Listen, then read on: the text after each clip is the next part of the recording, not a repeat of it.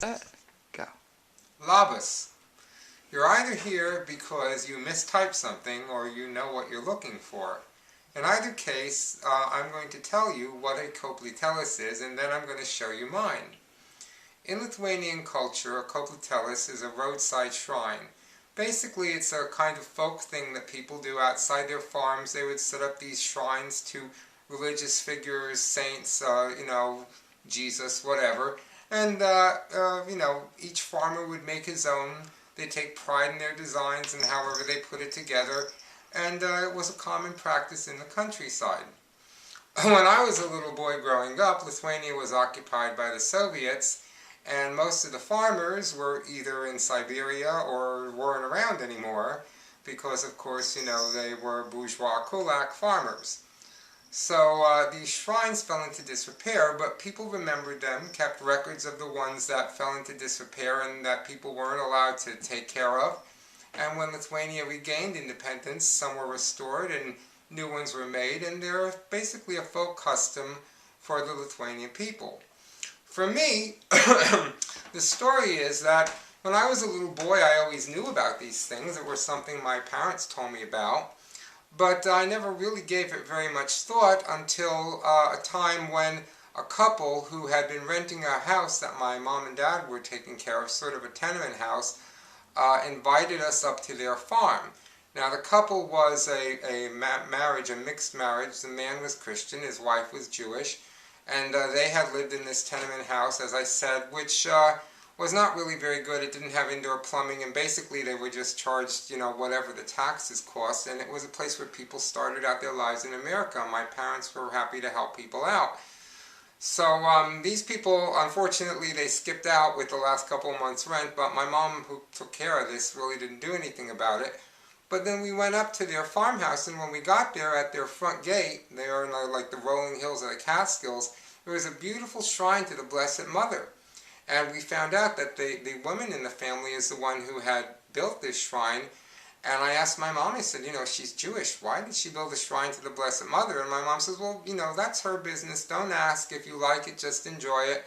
But my mom did say she felt glad that and hoped that some of the money that they hadn't paid her in rent had gone toward building the shrine, and she liked to think of it that way because my mom never mentioned this to them. Anyway, at that point I said, someday I'm going to build me one of those Koplyteles things. And well, I decided years later, for a lot of reasons, that I was going to be able to do that, and I did it. So now I'm going to show you my Koplyteles and tell you about it.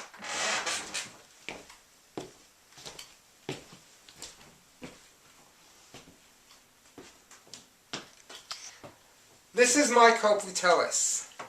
It's sort of built out of scrap pieces of junk, and that was important to me. I had things lying around which were too nice to be thrown away, but were otherwise useless. Basically, like, for example, this roof is made out of little pieces of, molding that were all cut to this size. They were end pieces. I had nothing to do with them. And the design of the roof was basically based on what I had. I had like 60 pieces of these, and I didn't cut them down, so the angle of the roof was based on whatever was, was going to happen by accident. And that was important to me, to just use up scrap pieces of things that otherwise wouldn't be used. The door is a nice piece of red pine, red oak, which, if you look this way, you can see has a little bit of a warp in it. I wasn't going to be able to use this nice piece of wood for anything. It was a little bit bigger than this, probably about maybe 6 inches taller, but otherwise it would have just gotten thrown out. So I was able to build a door out of that.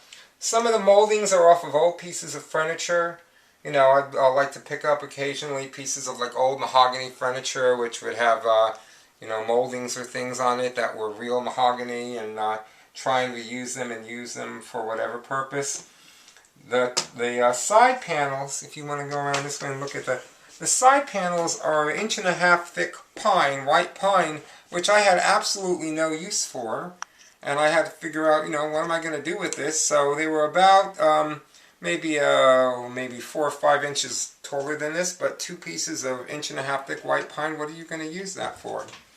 And as I said, most of the moldings and things are just what was lying around.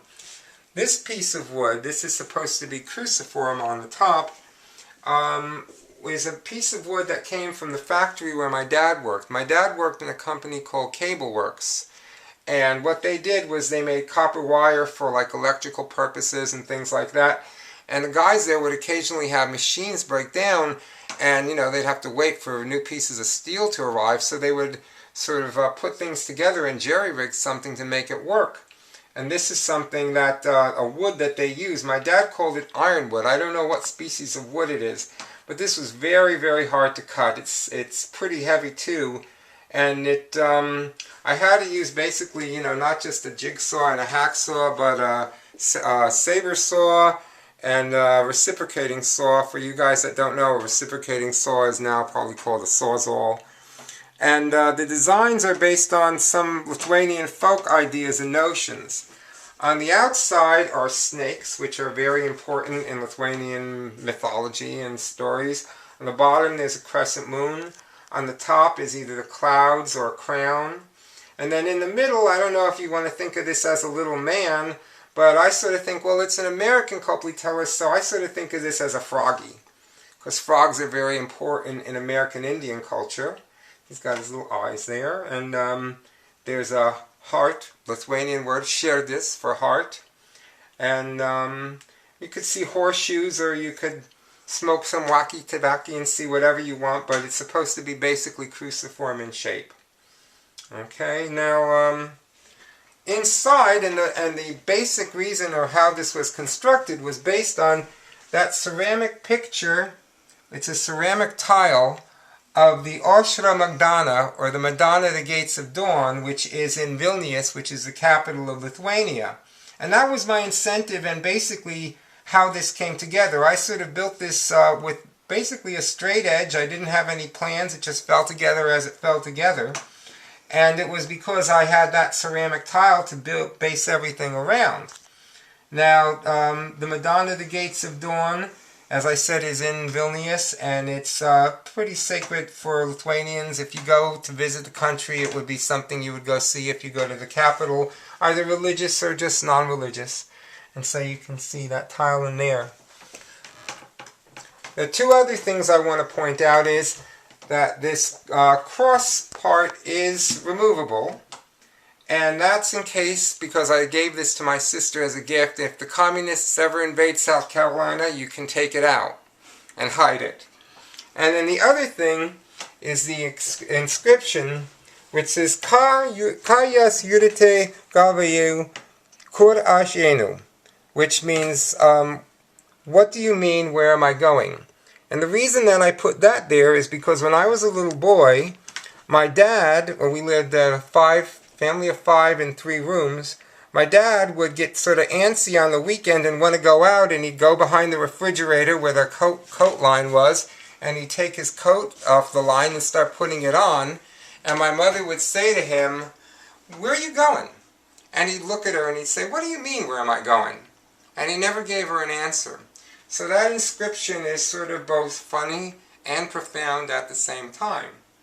And what we use this for is, or my sister, it's in her home, is when you want to remember somebody who's passed, or you want to remember their birthday, or somebody's sick and you're thinking of them. Just to give a prayer or an intention or however you feel. And I suppose you could do anything, you could wish to win the lottery, or you could wish to pick up a girl at a bar, but things like that, I think God helps those who help themselves.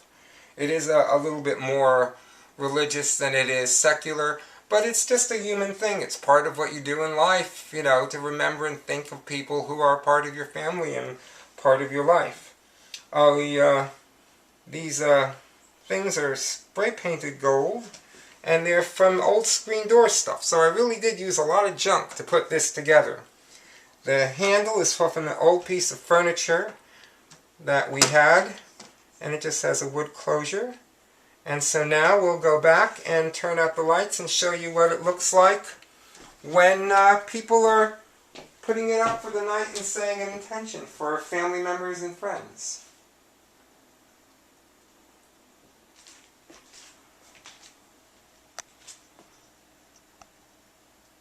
I posted this because I don't think I'm the only guy who ever did anything like this, and if you've done something like this, I'd like to see it. So if you can, I showed you mine, show me yours.